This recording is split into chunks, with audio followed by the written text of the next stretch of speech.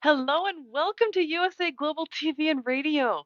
I am Tracy Cram Perkins, and our show today is the Dementia Home Care Show. And I invite you to subscribe to our YouTube channel, USA Global TV and Radio.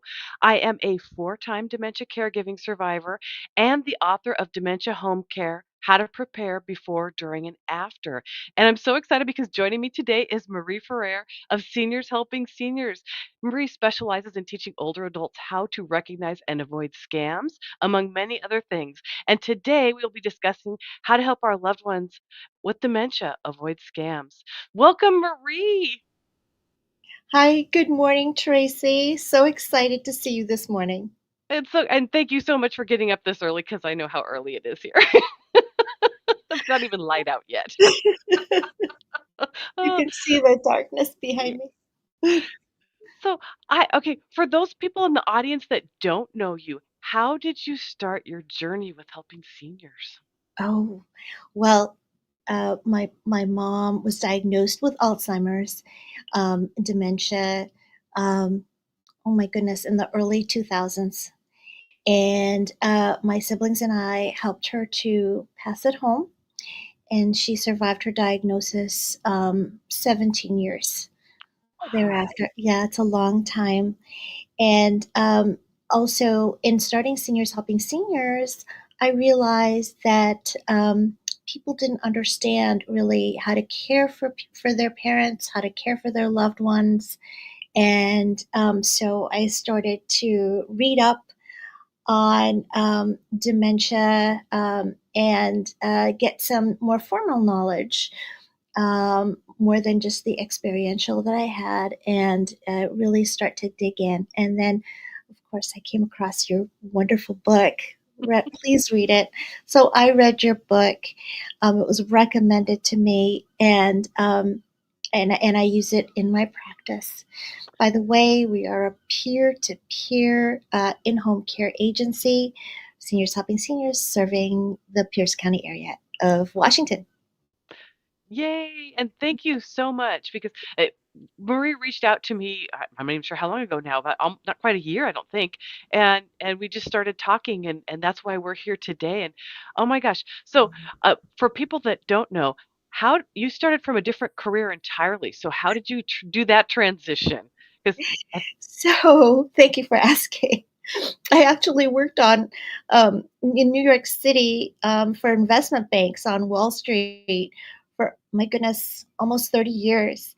And it came to a point where my husband said, I want to go back to the Pacific Northwest. And honey, I want to live on a boat. And I said, okay, let's give up our land stuff, everything on land, live on a boat, and come to the Pacific Northwest. That's how I ended up in the Tacoma area, which is beautiful, really beautiful. And then I just looked at what I wanted to do, and I saw that there were a lot of people that need care, and so I decided to do that. and so how did you form Seniors Helping Seniors? Seniors Helping Seniors is a wonderful franchise. We are international with over 250 franchisees all over the world. And it just so happened that Washington State did not have any Seniors Helping Seniors franchisees. So I went ahead and started that, and there's a wonderful, wonderful agency also. They're up north, owned by Kim and Tom Steggy, and they service the whole sort of Snohomish area. Wow, wow. So, okay, so you've got the franchise and then you started working with people. How did it bloom from there? I mean, what direction did it start taking you? I want to service seniors in the way that it's needed in the community where I see gaps. Okay. And where I saw a lot of gaps was in education. And it was very specifically a lot of my patients and their families, they were at least, had to deal with scams very frequently, very frequently. And I know personally, my mother in law was taken by a scam, a romance scam. So this is something that's very close to my heart, and I want very much for seniors and their families and their loved ones to be alert at all times, right? Um, oh, I know that when we talked last, there were some very recent scams. Just last week, I talked to a gentleman, and I was just crossing the street. He's like, "Hi, how are you? I haven't seen you here." I said, I'm caregiving next door. And so he started talking to me very openly about scams, and and these folks tried to get him for the grandfather scam. They put someone on the phone who was younger, pretended to be his grandson, and you all know the story. That person said, "I got into a bad accident, um, Grandpa, and I'm in jail now, and I'm in deep trouble, and could you please send money? And I'm far away, and I don't want to talk to my parents." That was just last week, Wow. right? He knew enough, this gentleman, he was savvy enough to say, you sound kind of like him, but I'm not so sure, right? So he hung up the phone, called his son, and his son said, "Nope, nope, your grandson's in school. He's not in jail. Absolutely, he's in school." Wow. Wow. Okay, that's very painful, but very prominent. I mean, a lot of people are taken by that. But you've also dealt with a lot of other ones because I know we've talked about other scams in the past too. Yes. So that grandparent scam has been around for a long time, but I mention it because it's still going around, right? And just last week in Gig Harbor, that's where that happened. So another scam that's very prevalent right now is the Comcast scam. Now, this is just sort of, I focus on scams happening in the Pacific Northwest in our area, Tracy, right? Mhm. Because that's where our clients are, that's where our community is.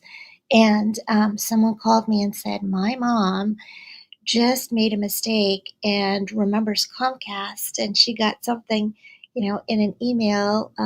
So she called that number, and the folks at Comcast said, she needed to give a credit card and all that. And her daughter thankfully heard this conversation and said, "Mom, it's no longer Comcast, it's Xfinity. Please hang up on them."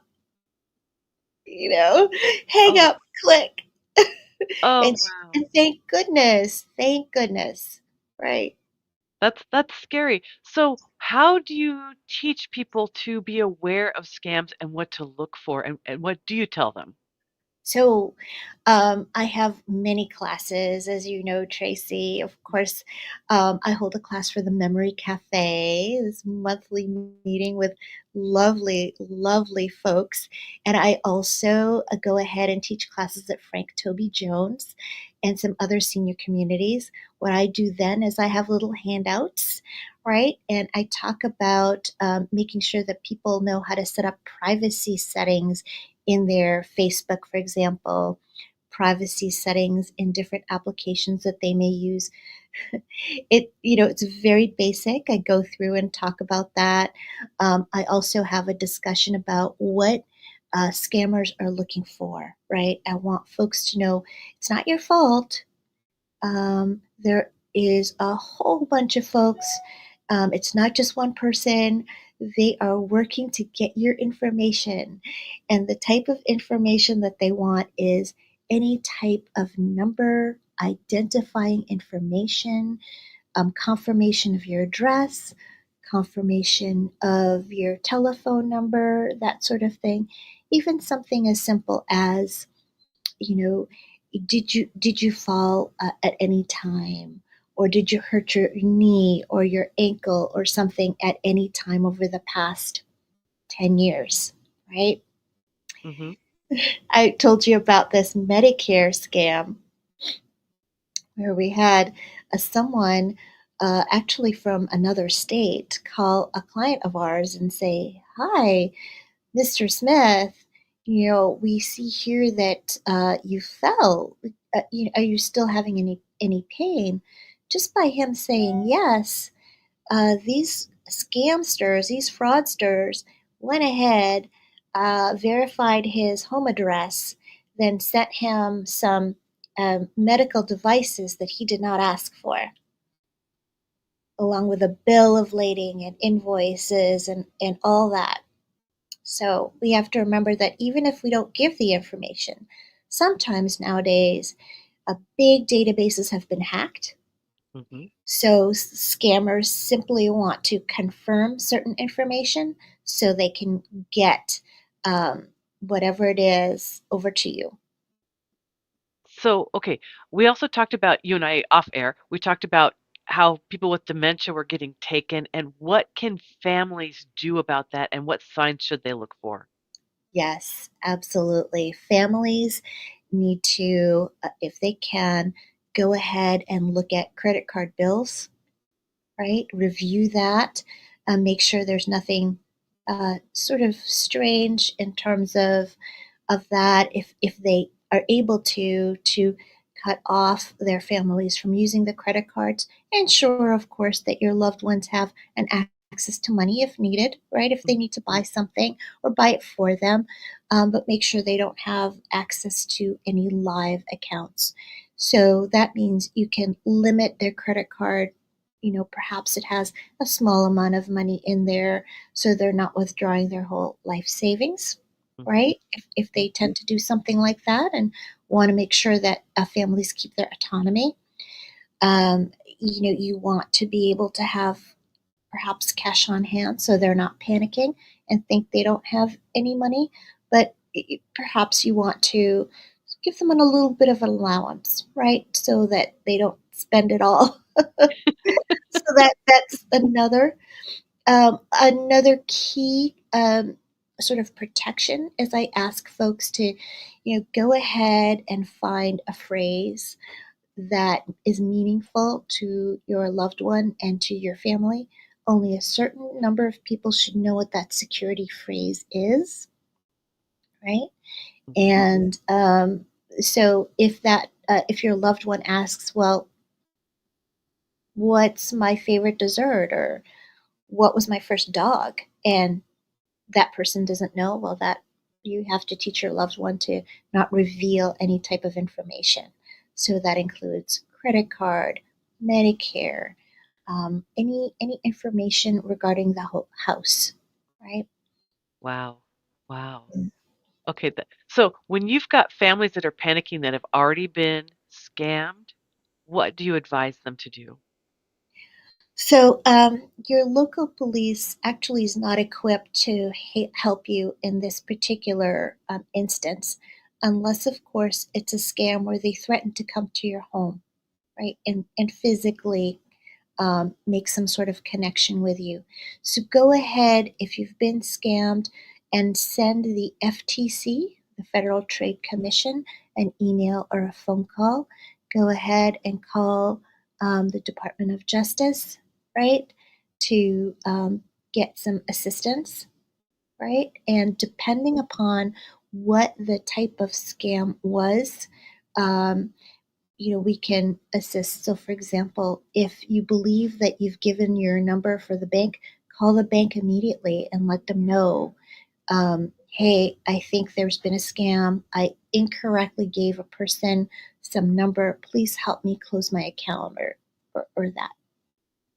They should help. Excellent. Okay.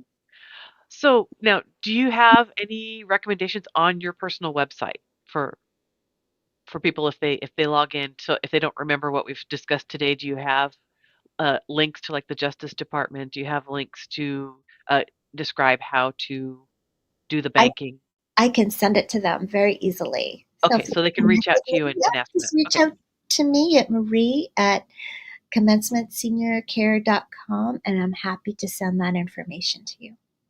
fantastic.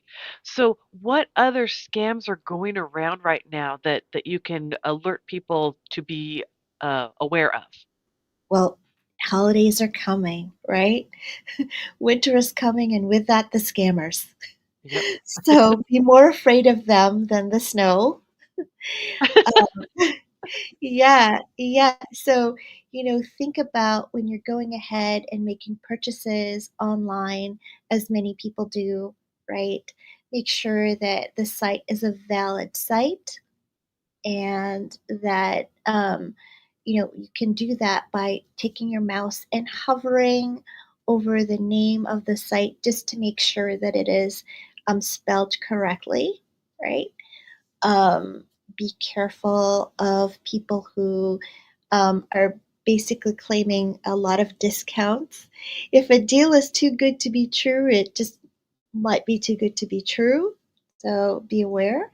Be aware of websites that have just slight misspellings of a Okay. brand name, you know. So some things to think about there. Um, I often, talk to the people that I teach about the latest TikTok challenges. Sometimes a challenge comes around the holiday time, and I just want you to be aware of it. Go ahead and Google latest, sort of fraud challenges, so that way you're aware. Um, there are also these. Sort of affiliate loyalty card scam, so I want you to be aware of it. If you go to a big box store or just your grocery store, like your local Safeway or Albertsons, typically in the front there is a really nice display of cards so you can purchase for restaurants and gift cards and the like, right? Okay. Those gift Yep. cards.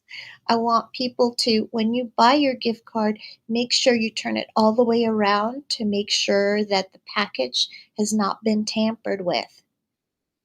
Ah. Scammers often during holiday time will tamper with a package, take the package to the back of the store, put in or put on a different barcode on the inside, Oh. slip the gift card back inside the package, and hang it up to in the display area. Now, what people don't know is that that barcode that they went and slipped in goes into their fraudulent account, which is hard to trace. So when Ah. you pay money to the cashier and they scan that barcode and they give that money goes immediately to the fraudster. Mm. Okay. And it That's can't painful. be traced because it's like cash. So beware, it's holiday time. So you talked about TikTok scams. Can you expand on that a little bit? What's a TikTok scam you're aware of? Yes. So I want to say it was last year. There was a big TikTok scam on what's called the Kia Challenge and the Kia Boys. What happened there was a fair amount of people that figured out how to break into Kia cars, right? And they showed you how to do it in TikTok, step by step. And then they challenged other people to go ahead and follow those steps and record it and all that stuff. As a result, there are some folks, with not good intentions at all, bad actors that have taken that information and taken it to another step, another level, right? So not only have they done that challenge, but they're now using these cars to perpetrate other types of crime. So if you have a Kia, go ahead and talk to your Kia store, where you purchased the car, and just make sure you have additional knowledge, additional devices, whatnot, so that they cannot steal your car. Um, I'm told the old-fashioned steering wheel rods are back in fashion. So if you remember that, you are a senior. But those old-fashioned rods are now in fashion, so that people can't steal your car and move your car around without your permission. Oh, fun. Okay, so that's the club. I own my age. I remember the club. You remember the Oh my goodness. Well, see, I hadn't even considered that part of it because I was just thinking it was going to be where somebody called or maybe they showed up at the door and said they were someone. But uh, let's talk about internet scams also. So you were talking about websites, but are there like bait click sites up also? A Absolutely. Thank you for asking. So a lot of the folks that I talk to in the senior community share their photos and share what's going on Facebook, of course. They tell folks, "Hey, this is what's happening. Good morning," and I warn folks, you be careful about publishing your birthday, right? Because that's a piece of information that fraudsters have right there. So people are super well intentioned. Your friends are well intentioned and want to wish you happy birthday. You maybe not put the exact date out there. So that's one thing. And go ahead and take a look at your privacy settings, right? And make the change in your privacy settings so that you're not broadcasting to everyone that it's Christmas time or holiday time and you have a whole load of presents for the grandkids in your home. So go ahead and sort of make sure in your privacy settings that you're set to your friends and your friends only, right? And not to the public. And so that is 9 out of 10 times when I talk to people about their privacy settings in a senior community, they don't know where their privacy settings are and they've got it set to public. So go ahead, set it to friends only, and that will really decrease that. There's also, if you scroll in the top left-hand corner of your Facebook, there'll sometimes be these little things that entice you to come and click on that, right? So click on this little message or whatnot, especially if you've been looking at something to buy or just some of your interests, really.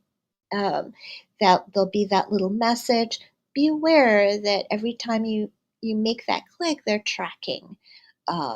They, meaning Facebook, is tracking what you click on. Mhm. So it might be someone with really bad intentions in there that's watching you. So let's go back to the privacy settings so that people who aren't aware of this, where would they find the privacy settings on Okay. Facebook? Yes. So thank you for asking. And they make it difficult for a reason, right? But if you go into Facebook, there is this little round tool. It's round, right? And it looks like a little tool with little sprockets, right? Go ahead and press into that. And there's all sorts of settings. You want to go down a couple of levels. It will say privacy settings. Go into that. And you don't just want to look at what your privacy settings are, you actually want to manage them, right? So go into and manage your privacy settings, right? And look at what it will tell you whether you share your information with the public or just your friends or just for yourself. And you want to go ahead and click your friends, which is that second radial button. Your friends. Excellent, excellent. Yeah, because I know that we sat in on a meeting and many of us didn't even know where that was. Yeah, it's I'm different not for alone. every phone. Yeah, right. You're not alone. It's different for every phone, every sort of setup that people have. Um, as you know, as seniors, some folks have set up their Facebook to look very big, and some folks it's very small. So you have to work on it a little bit and find where that information is. So I just love this conversation. Um, so what other things do you generally talk to people about when you are speaking publicly or talking to families to make them aware of things to watch out for? there's so many things to watch out for. But right now, we've been concentrating on the social media portion for the couple of months. I then going into holiday time, we do talk about, or I do talk about holiday scams. Very specifically around this time, November and December, uh, there are trends, and as you know, scammers are business people, right? So their businesses evolve and change, and it's fluid. And there might be some changes. There's definitely some changes, for example, that I'll talk about from year to year about different types of scams. So what are we looking at this year coming up? Do you know? I don't know yet. There's Okay. more to come. I Okay. will talk about that next month at the Memory Cafe. So hopefully people will come and join us at the Memory Cafe. You can also ask me for that information come November around that time, because I'll be sharing that with many of the communities that I talk to. Excellent. Excellent. Thank you. So, uh, what else does Seniors Helping Seniors do? So we do go ahead for me. I spend a lot of time talking to and retraining caregivers, making sure that our caregivers are aware of the needs of our senior community here in Gig Harbor. Then I pair them up with people that need companions, or just caregiving, people who are recovering from maybe an illness, that sort of thing. We really do get involved in their special care meaning that if there is physical therapy or occupational therapy, or anything that we can bring to their home, we try to do that as much as possible. So my caregivers may get instruction from occupational therapists or physical therapists. I want them to get that instruction so there's continuity in the therapy for our patients. Excellent. Excellent. So, I'm going to dial us back a little bit. How do you walk someone through when they've been scammed? How do you teach them to recover, or do you teach them to recover from being scammed? Well, the classes I offer are small, in person classes. That is intentional, right? Because I don't just want to give tips. I want to give people a space so that we can talk about all the feelings that come with being scammed or come with being a victim, quite frankly. Right? It's not their fault that they're victimized. I want to offer that safe space where they can talk amongst their peers in an open and kind manner and talk about, what happened, uh, where and when were you vulnerable, right? And it's okay. Everybody has a moment where they feel vulnerable. It doesn't have to be a senior, and it's really important to acknowledge that. You may have a moment where you feel a little weak, or you feel a little lonely, or you're feeling a little sad, and they happen to have gotten you at that time, and it's all right, right? We can recover from it, and that recovery process is talking about what happened, right? You're okay. What kind of help do you need? What happened, so that we can understand what kind of help you need, and I can somehow direct you to a proper agency that you can contact. Who is it that you can help you in this process so they can help advocate for you if you're uncomfortable trying to do it yourself, right? So things like that. That's what we talk about. Fantastic. Because I know the amount of emotion that goes through and the shock when you are scammed and suddenly realize that, because most of us think, oh, I will never ever get scammed. And so the first time it happens to us, we're going to be in denial and shock and then ashamed Yes, because and we got duped. Yeah. absolutely. And you don't want to talk about it, and maybe not to your even closest friends, because you're not sure what sort of reception you're going to get, right? And that's why I do this. I want people to know no one's going to judge you here when you're with, our little group of people. We're going to talk about what happened. It's perfectly okay. You can talk about other friends as well. Bring your loved ones to the conversation so that they're also aware that this is not necessarily about age, Yeah. right? Or not necessarily about a particular illness, right? It's a moment of vulnerability. And some of our folks, as you know, with dementia are more vulnerable than others. So there's more we have to do to protect them. Okay. Now that's a perfect segue to my next question. Family members taking advantage of someone with another family member with dementia. Are there avenues to protect the person that was being abused, basically?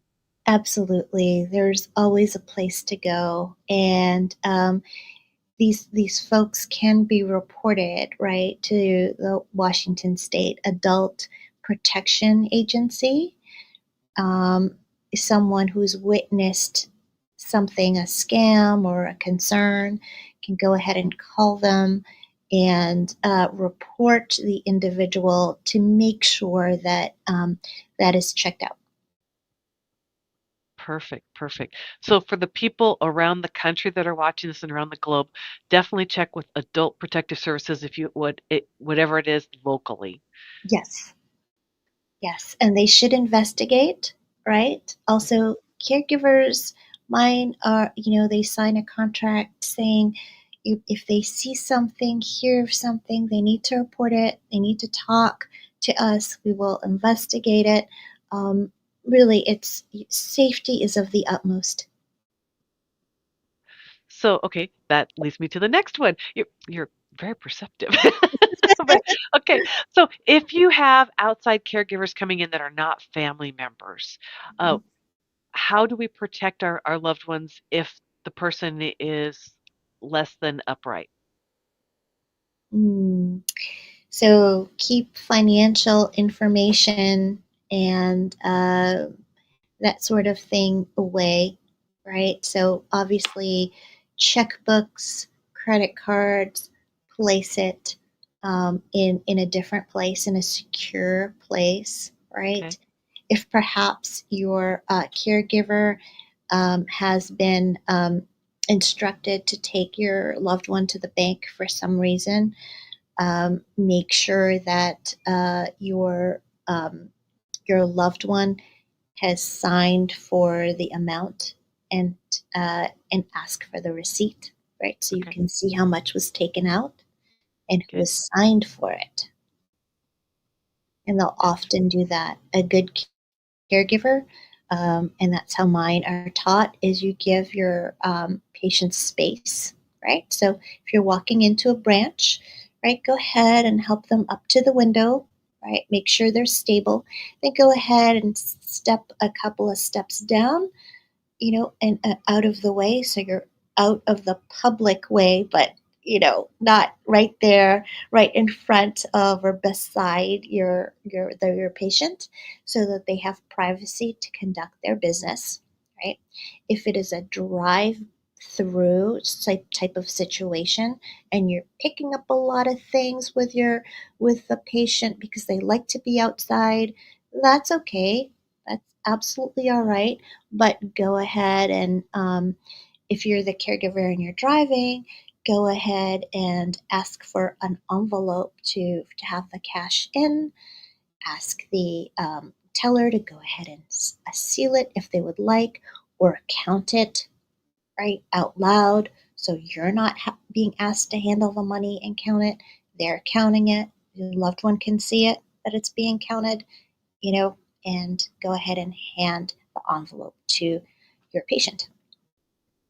Oh, that's wonderful advice. So we are getting down to the last few minutes of the show. Are there No, look I us this up. know.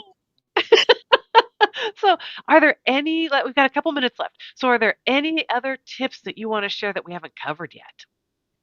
I think we handled the essential tips, but I do want to let your audience know that they should go ahead and share this knowledge, right?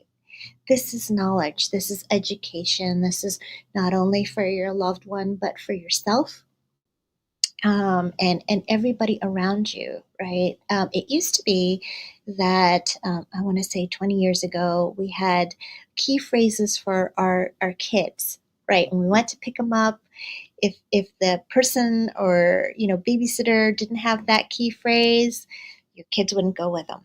Same for our dementia loved ones, right? They should have a key phrase. Um, the people around them that are caring for them should know about that just to make sure they can be picked up and they're the right person and all that. um, this is important if you have multiple caregivers that are you're picking up your father, for example, from the hospital, from the dentist, and taking them to appointments and then taking care of them at home, right? And then there should be another key phrase for folks that need to have financial information. Very nice. Very nice. Yeah. It's uh I know we've had issues in my family where we had very many issues, but that would have been a lovely thing to think about. We hadn't even realized we should have used a key phrase and it could have mitigated some of the issues that we had. Yeah, It's just knowledge. If you don't know what you don't know until you know it. So, exactly. yeah. Yeah. Mm. Yeah. Oh, I'm so happy you came on my show today. This is Thank so you. much fun. Oh, so, um, we're just about ready to wrap up here. So, do you have any last little tidbits you want to share with the audience? um, if you're around, come visit us, please. I'm having a talk about the scams at Memory Cafe in November, so come and see us. We're going to be in Gig Harbor, and I also have another class for Frank Toby Jones this November, again talking about holiday scams. Okay. Well, Marie, thank you for joining us. And I want to say that we'll be back on November 19th, and our guest will be Deanna Vigliota from Seni USA. We'll be talking about incontinence, ways to prevent urinary tract infections, ways to prevent bed sores, falls, and we'll talk about continence products that actually work. In the meantime, you can go over to our YouTube channel at USA Global TV and Radio and look for the Dementia Home Care playlist, where you'll find all our past episodes. Thank you to the wonderful Dr. Jacqueline for all her hard work behind the scenes today, and thank you to our sponsors for making this possible. See you next time.